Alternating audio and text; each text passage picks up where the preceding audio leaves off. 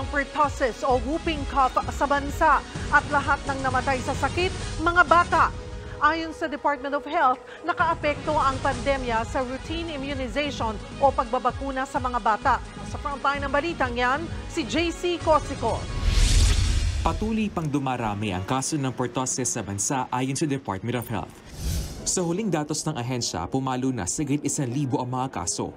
Halos 34 na beses na mas mataas yan sa parehong panahon noong 2023 na meron lang 32 cases. 54 na ang namatay sa pertussis ngayong taon. Lahat mga batang edad 5 pababa. So dumadami yung very young.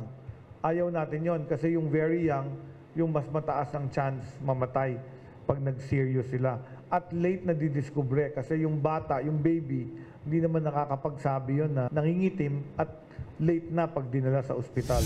May mga kaso rin na mismong magulang ang nakahawa sa anak. Kaya rekomendasyon ng DOH sa mga nakatatanda magpabakuna kontra pertussis, lalo na yung mga hindi sigurado kung nabakunahan noong bata pa. Meron available commercially yung Tdap vaccines, which is a new formulation given to adults. Ayon sa DOH, nakaapekto ang pandemya sa routine immunization ng mga kabataan, kaya dumami ang kaso ng whooping cough. Katunayan, kabilang ang Pilipinas sa mga bansang may pinakamaraming bata na hindi pa nakakatanggap ng anumang klase ng bakuna na umabot sa 1.5 million noong 2021. Nariyan tuloy ang banta ng pagtaas sa iba pang vaccine-preventable diseases bukod sa pertussis.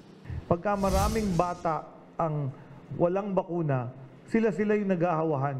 Pero pag maraming bata vaccinated, konti lang yung susceptible, hindi sila magkikita. Hindi tayo magkakaroon ng clustering and outbreak. Yun nga lang, posibleng maubos na ngayong Mayo ang supply natin ng pentavalent vaccines na proteksyon sa pertussis, hepatitis B, Hib, diphtheria at tetanus. Dahil dito, bibili rin ang DOH ng 3 milyong doses ng DTP vaccines. Yan ay habang hinihintay ang pagdating sa Hulyo ng 6 na milyong doses ng pentavalent vaccines na epektibo kontra pertussis, diphtheria, tetanus, hepatitis B at Hib.